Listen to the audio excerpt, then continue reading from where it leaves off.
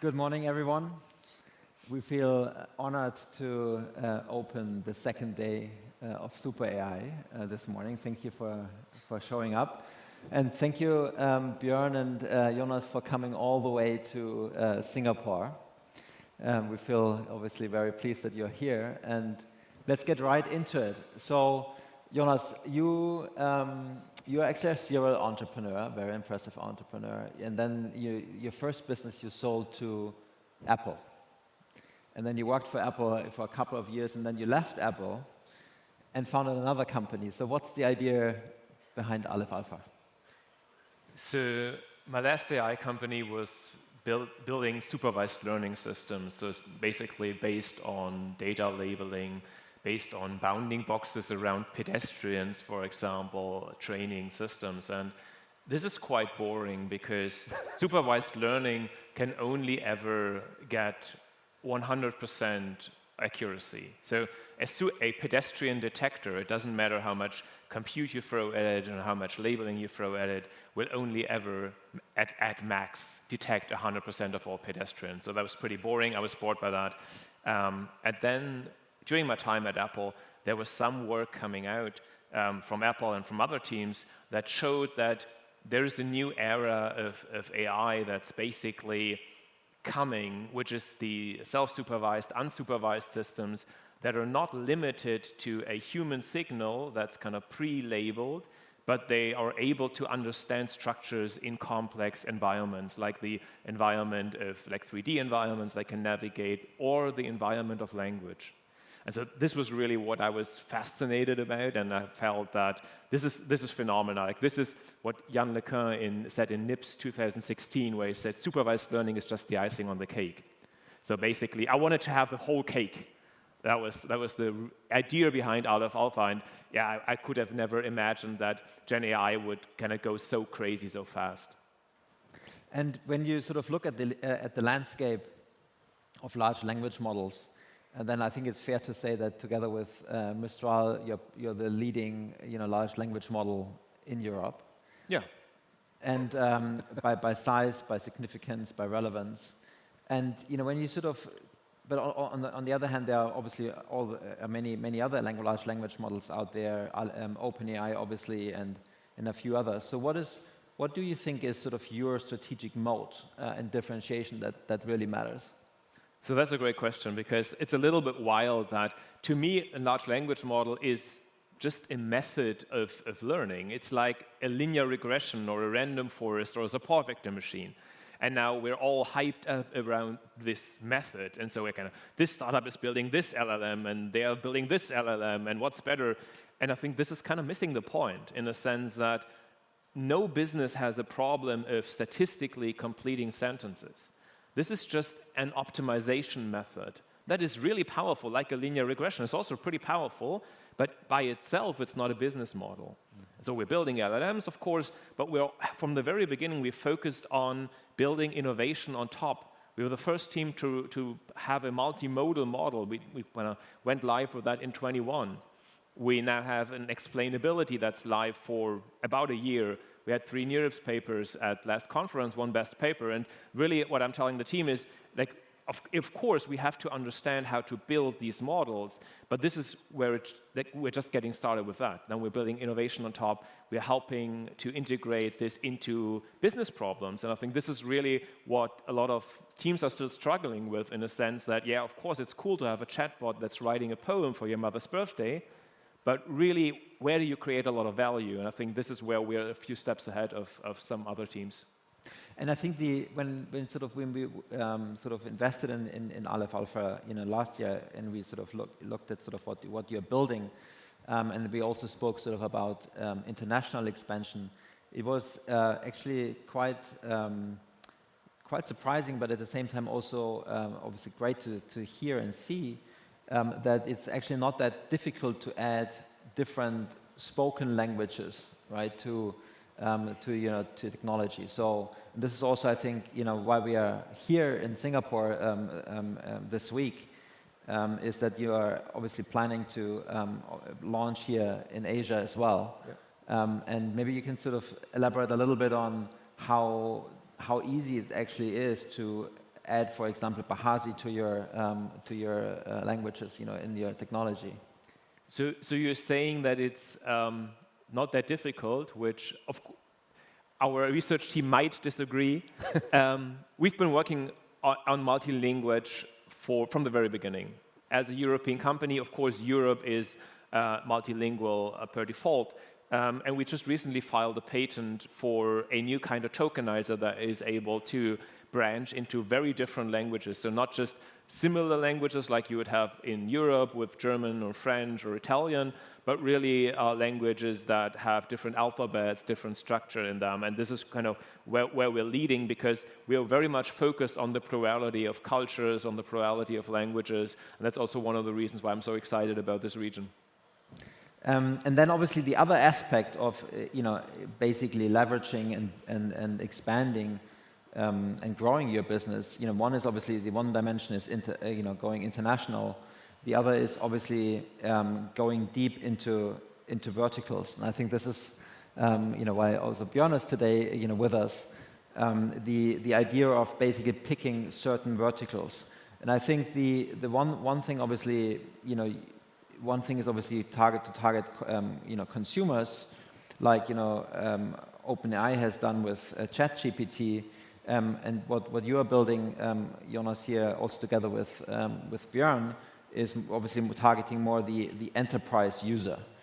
There are obviously certain verticals, and I think the interesting thing is, and we want to make it a little more tangible and more touchable today. Is that you pick a certain vertical and then you go deep and you build a solution for that, and the use cases are obviously so vast and so there are so many out there, and you have picked one specific one, which is compliance. Yeah. What was the idea behind that one? That's maybe a great question for Björn. Like, why is compliance the most valuable vertical to go after? First of all, many thanks for being here in Singapore. I really appreciate it. And many thanks for the question, Christian and Jonas. I think each and every of you is dealing with compliance to a certain extent. And each and every company is dealing with this topic. And for us as PwC, we exist for 175 years. And we dealt with compliance all the way. We know each topic, and we think it's a topic you have to deal with to be compliant in your organization, to do your business, because this is your core. Your business is your core, not the compliance is your core. And we can help you to manage this, and this is the basic idea to really focus on something which is not valuable for you, but important for you to be compliant in your world. Be it in Asia, be it in Europe, or wherever else in the world, it's a very important topic. This was one of the first conversations we had. Björn told me that pretty much all the large enterprises are struggling with compliance. There's new regulation every day. There's extremely difficult to find talent, experienced people, lawyers, compliance professionals, and it's critical. If you screw it up, the leadership is responsible for compliance. So we care about the outcome, but no company has the compliance as a core value driver, like you said, right? So it's just something they need to get done with. And of course, a lot of professional services companies are earning good money with that, but this also doesn't really scale well. So one of the things that we are kind of working on is basically helping people to do work that could not be done any other way, like screening of tens of thousands of contracts, something like that, right? And I think this is, when you think about what is valuable, what's the most valuable part of knowledge work that is, on the other hand, also so structured that you can scale it out, right? Because you don't want to implement every single question for every single enterprise anew. So I think compliance is a perfect match. And obviously, you have a lot of efficiency gains by doing it, right? One is obviously you lack the human resources to actually do the job, and at the same time, you can do it in a much faster way, with your solution. Well, and quality, right? And quality. Efficiency is just one thing. Yeah. Quality is also, like, even humans, even experts make mistakes. Just imagine you are looking through thousands of contracts. How much mistakes would you make, right? And I think this is really, it's not inspiring work. It's the kind of work we can leverage AI for.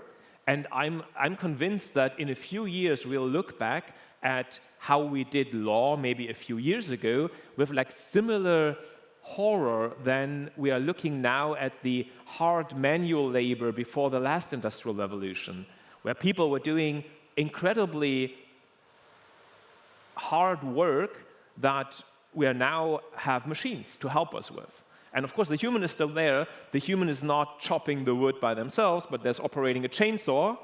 So that's a big improvement, right? And similar to that, we still need a human, but we can now have a new general purpose technology we can drive an industrial revolution with. Yeah, and I think when I sort of heard about sort of what the two of you are planning together, and we will come to that in a second. I think for me it actually can be the blueprint of how traditional firms like PwC will work together with AI companies like Aleph Alpha. So what is it that you are actually announcing today, and how and what is it that you are doing together? Do you want to go first, Björn? Of course. Many thanks, Jonas. We had a lot of discussions. What is the right purpose and business case? And as Jonas said, the compliance piece is really a very important one for you, because you want to focus on your business.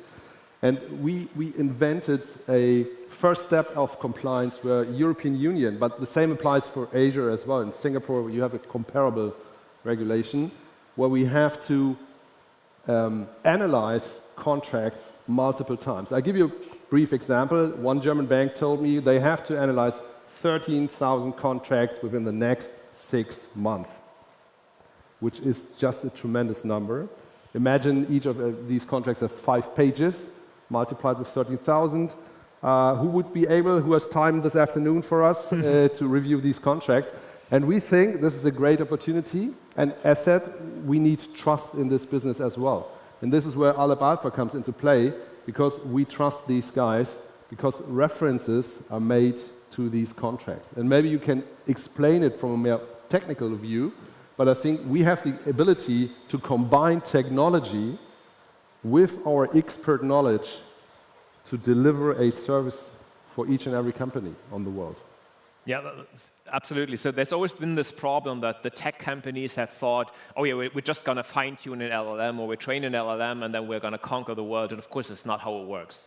You need deep vertical expertise. You need the knowledge that an organization like PwC has. And so I think this is a match made in heaven, certainly, where basically we're combining some of the leading companies in their respective fields. And this is precisely what it takes. It takes the AI capability, and we're adding our unique explainability capabilities to that. You'll see an example in a second. And we are combining this with the know-how and the reach of a PwC on a global scale.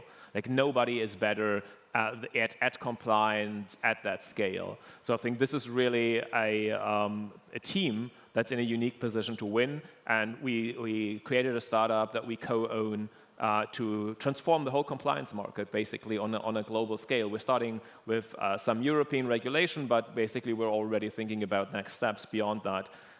We can look at an example. We have a video. We can start now. I have to give the secret sign. Here we go.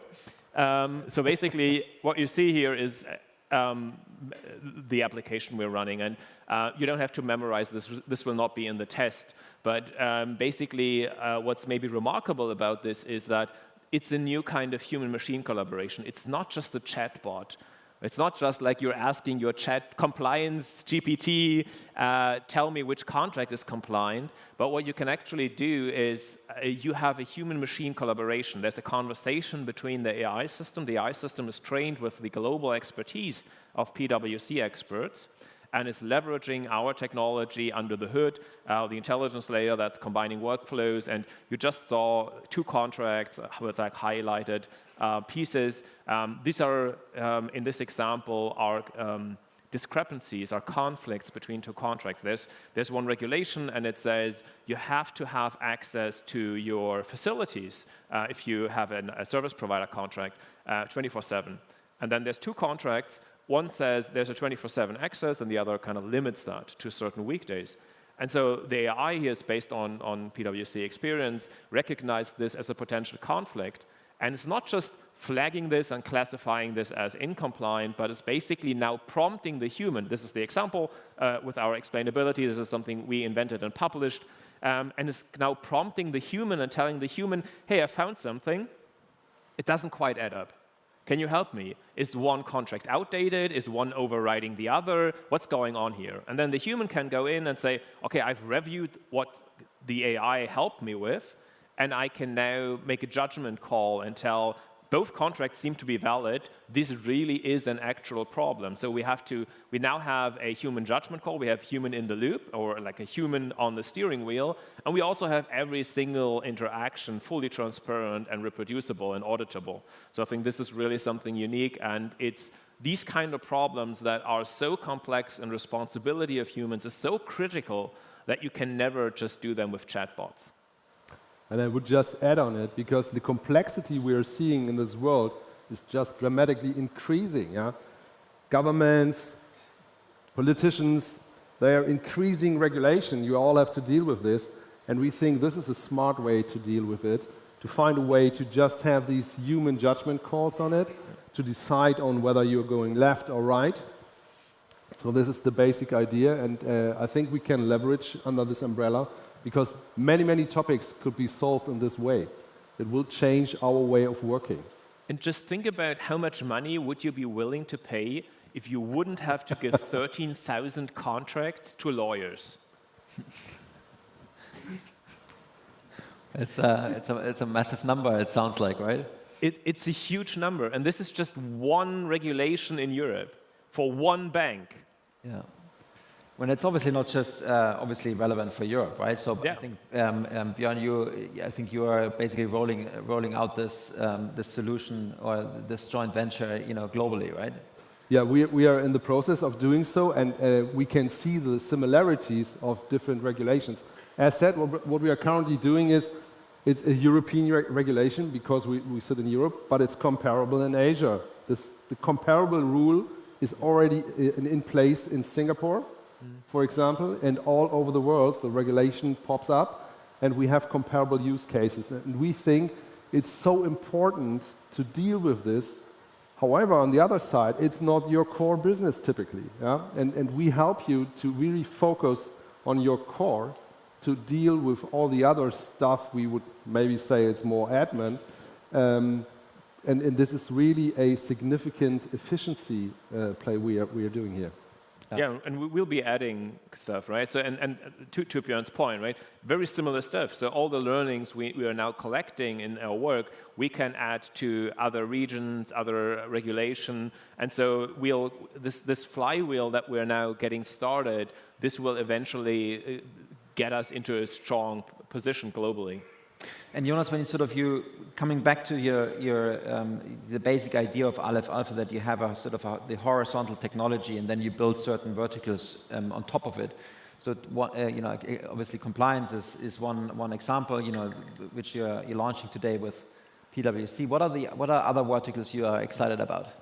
So my golden rule is any vertical I want to commit significant resources towards has to be giant. Has to be like just this vertical has to be a unicorn in 2 years or faster.